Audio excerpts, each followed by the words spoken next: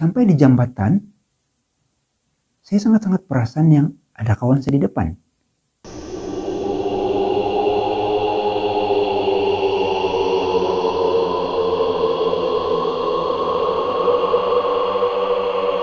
Kisah saya ini berlaku di sekitar tahun 1988 dan 89 kalau tidak silap guys. Oke, dan masa itu saya belajar di sebuah sekolah menengah di sebuah daerah dan saya tinggal di asrama. Dan di asrama saya ini guys, ketua wadan dia yang juga ketua guru disiplin yang memang sangat-sangat terkenal lah guys, sangat-sangat terkenal, tegas. Oke. Dan beliau juga sangat-sangat aktif dalam sukan. Dia pernah membawa pelajar-pelajar ke peringkat negeri, peringkat kebangsaan. Jadi di asrama kami masa itu, beliau mewajibkan supaya ketua dom dan penolong ketua dom wajib pergi jogging setiap subuh pukul 4 setiap hari Sabtu. Oke, dan masa itu saya bukan ketua, saya bukan penolong, tapi yang anak-anak buah digalakkan pergi jogging juga. Nah, jadi sanalah saya ikut kawan-kawan saya yang lain. Oke, jadi sekolah saya ini berhampiran dengan kompleks, sebuah kompleks sukan. Jadi kami akan keluar dari sekolah untuk berjogging lebih kurang jam 4 subuh itu, 4 pagi itu, akan keluar dari sekolah, pusing dan menuju ke kompleks. Jarak kompleks lebih kurang dalam 1 kilometer kalau tidak silap. Menuju ke kompleks, dan kami tidak sama-sama dengan yang ketua-ketua lainnya guys, yang kawan-kawan yang lain. Mungkin sama-sama bila turun tangga. Tapi bila sampai di jalan raya, kelajuan berlari masing-masing punya tenaga, masing-masing punya kelajuan. Jadi memang tidak akan sama. Lebih kurang macam yang masing-masing begitulah menuju ke kompleks. Oke, sampai di kompleks kami akan beriadah di sana. Ada yang beriadah di trek, ada yang beriadah di padang, ada yang beriadah di grandstand. Dan selepas beberapa puluh menit di sana, kehadiran diambil dan mulai bergerak balik ke asrama, tetapi dia menggunakan laluan lain. Sebab sekolah kami ini berada di tengah-tengah dan dia ada jalan raya yang berpusing. Pusing dari keluar dari asrama ke kompleks, dari kompleks menggunakan jalan raya yang lain. Dan pusing sampai balik ke asrama. Oke, jadi kisah saya ini guys, pada suatu hari, pada suatu subuh, saya pergi jogging seperti biasa, ikut kawan-kawan yang lain. Tapi memang itulah rutin kami. Setiap pagi Sabtu pergi berjogging. Dan itu sudah menjadi rutin, kebiasaan. Tidak apa yang luar biasa. Tapi pada hari itu guys, saya bergerak dari kompleks. Oke, dari kompleks, dia akan menuruni bukit. Masih jalan raya tapi dia menurun bukit. Dan di sebelah kiri itu guys ada sebuah hospital.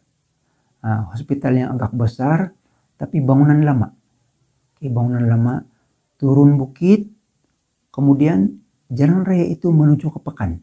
Menuju ke Pekan, tetapi simpang ke sekolah saya ini tidak sampai ke Pekan. Dia akan ada satu simpang sebelah kiri. Oke, dan betul di simpang sebelah kiri itu dia ada sebuah jana kuasa elektrik. Oke, untuk membekalkan listrik ke seluruh daerah itu. Oke, tapi sekarang saya dapati itu jana kuasa itu sudah tidak ada sebab sudah ada tenaga hidro. Jadi mungkin dipindahkan ke kawasan yang lebih memerlukan. Oke, dan suasana waktu subuh itu guys sangat-sangat suram lah.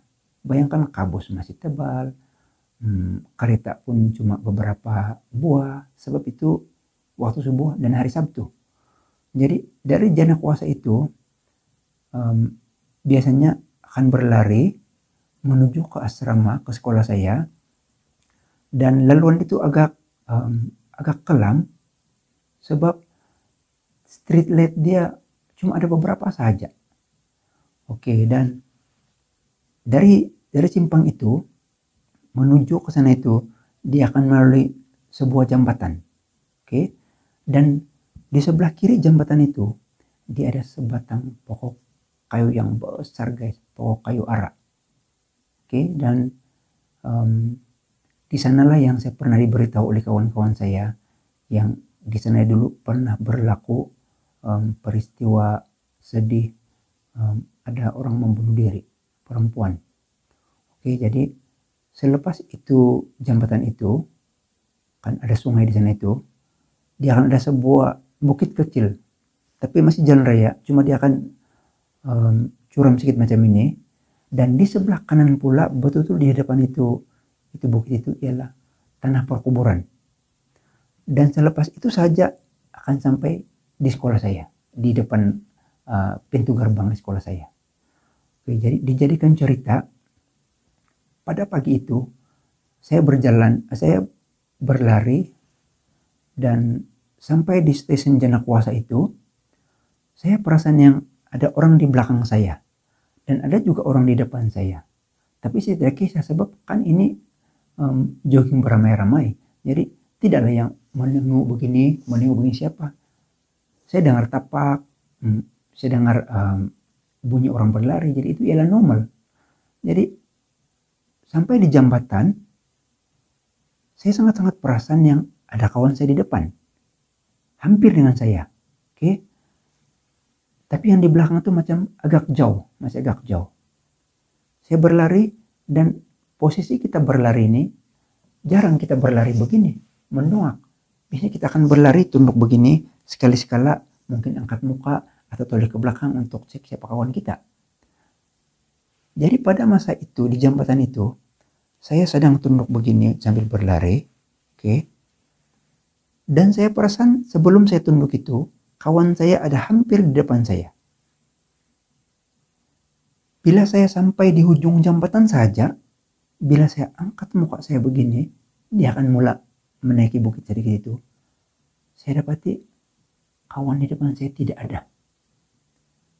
Tidak ada. Tapi saya masih oke, maksud saya, mana kawan saya nih dalam hati saya. Jadi apa yang saya buat? Saya tengok sebelah kiri, mungkin dia pergi kencing. Oke, ataupun duduk. Saya tengok sebelah kiri, tidak ada. Di ujung jambatan itu, saya tengok sebelah kanan, pun tidak ada. On the spot, saya teringat. Saya tuli lagi di belakang, tidak satu orang pun kawan saya. Masa itu saya teringat kayu besar sebelah kiri. Dan saya sudah tahu dia punya kisah macam mana. Dan di depan ialah anak bukit.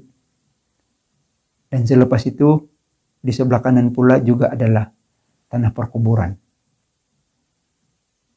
Saya tertanya-tanya, kalaulah kawan saya berlari begitu cepat sekalipun, saya tentu akan masih nampak dia punya kelibat naik bukit itu. Walaupun agak suram. Ataupun kalau saya tidak nampak, saya sekurang-kurangnya akan dengar tapak dia menaiki jalan simen itu. Kalaupun dia berlari begitu laju. Tapi tidak ada. Masa itu selepas saya terkejut sekejap, saya perasan mengenai pokok itu, mungkin dasar penakut juga lah guys. Dan di sebelah depan itu ada tanah perkuburan. On the spot, sepantas adrenalin saya, begitu saya berlari sepantas yang saya mampu guys, untuk naik anak bukit itu. Dan saya tidak tahu dari mana lagi saya dapat tenaga untuk berlari, sebab sudah pusing dari sekolah ke kompleks, beriadah lagi di kompleks dan turun, mau hampir asrama sudah, sekolah sudah. Saya tidak tahu dari mana dapat tenaga lagi. Saya berlari sekuat hati dan saya berhabis naik itu bukit. Dan selepas itu bukit saja akan nampak itu pintu gerbang sekolah kami. Dan di pintu gerbang itu, di depan dia itu ada tempat kami beriadah bermain bola tampar petang-petang. Dan biasanya di sanalah kami berkumpul selepas balik berjogging dari komplek itu. Dan saya dapati ada beberapa kawan saya yang duduk-duduk sambil berehat. Tapi saya tidak nampak siapa-siapa yang sedang kepenatan berlari. Maksud dia orang sudah duluan sampai. Dan tidak ada yang ini firasat saya lah. Tidak ada yang macam yang masih terkapus-kapus lagi berlari tadi untuk meninggalkan saya. Jadi bila saya flashback keadaan itu kan guys, peristiwa tadi itu,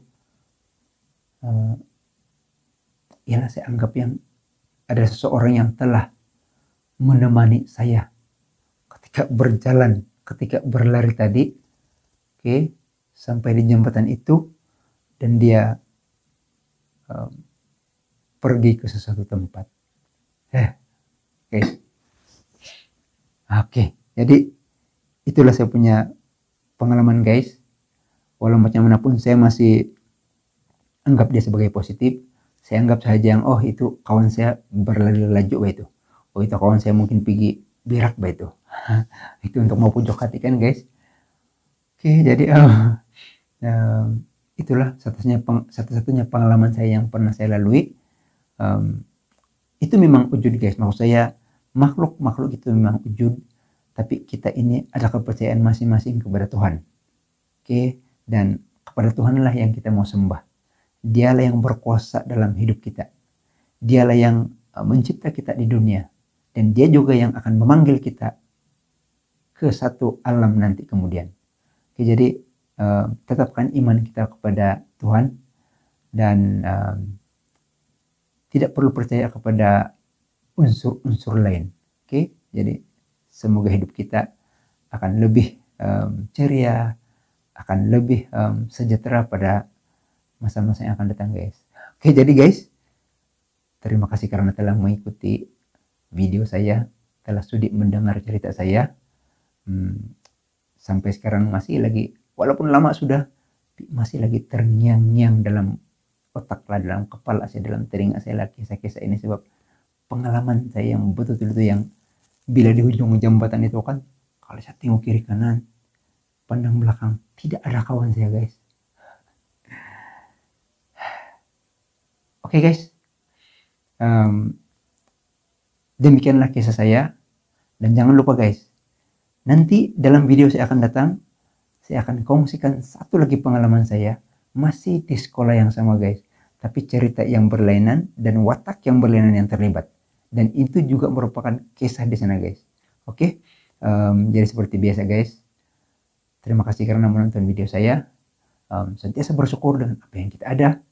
Sentiasa berusaha untuk memajukan diri sendiri, keluarga, masyarakat, dan dunia.